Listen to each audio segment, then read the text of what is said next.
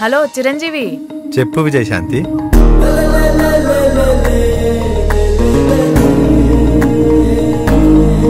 విజయశాంతి చిరంజీవి అంటే సినిమా తీయచ్చు కదా. నువ్వు పైసలు ఇస్తే మాది తరతి.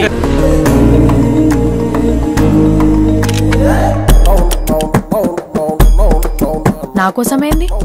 మనిద్దరం ఒకటి కాదా?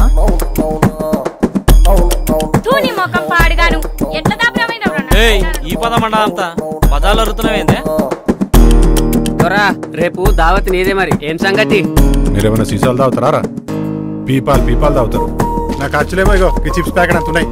నా జీతం ఏమో ఈ చిప్ అంత ఉంది. మంచిగానే అన్నావు గాని నీ జీతం పెరిగేసరికి నా జీవితం అయిపోతుంది. ఆ తర్వాత మిత్రులారా, డబ్బు కోడిగుడ్డు లాంటిది. వదిలేస్తే మురిగిపోతుంది, పొదిగేస్తే పిల్లల చేస్తుంది. ఇప్పటికైనా లేట్ చేయకండి. చేరండి, చేర్పించండి. అబ్బా టేస్ట్ అవుతుంది.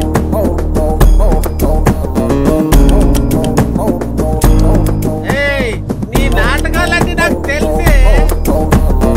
ఇంటి బిడ్డ నాకేమమ్మా, నా తల్లి లెక్క చూసుకుంటా.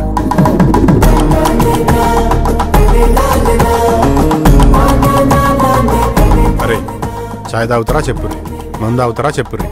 ఎంత ఖర్చైనా నేను పెట్టుకుంటా. అంతేగాని ఈ బిజినెస్ గురించి అయితే మాత్రం మీ ఇంటికే రాకూడదు ప్లీజ్.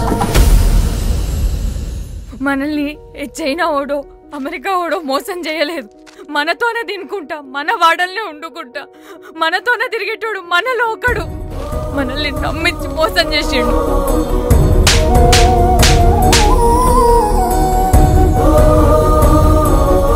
ఫ్రీగా పైసలు ఇచ్చే ఏదైనా బోగస్ ఉంటుందని ఎవడని నింటాడా? అన్నా నువ్వేమన్నాను, పైసలు ఇచ్చి చోట్లు ఎంచుకునే లెవెల్కి మనం దిగజారద్దా?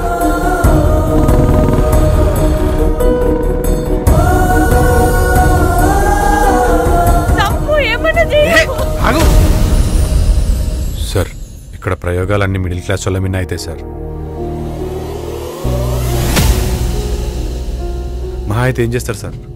కొడతారు కావచ్చు, చంపుతారు కావచ్చు, కొట్లాడతా సార్. నాతో శాతనైనంత వరకు కొట్లాడతా సార్. మధ్య తరగతితో తిరగబడితే ఎట్లుంటుందో చూపిస్తా సార్. గొప్ప గొప్ప డ్రామాలన్నీ ఎక్కడికెళ్ళో రావు, మన లైఫ్లోకి వెళ్ళి ఇన్స్పైర్ అయ్యి తీస్తాడు.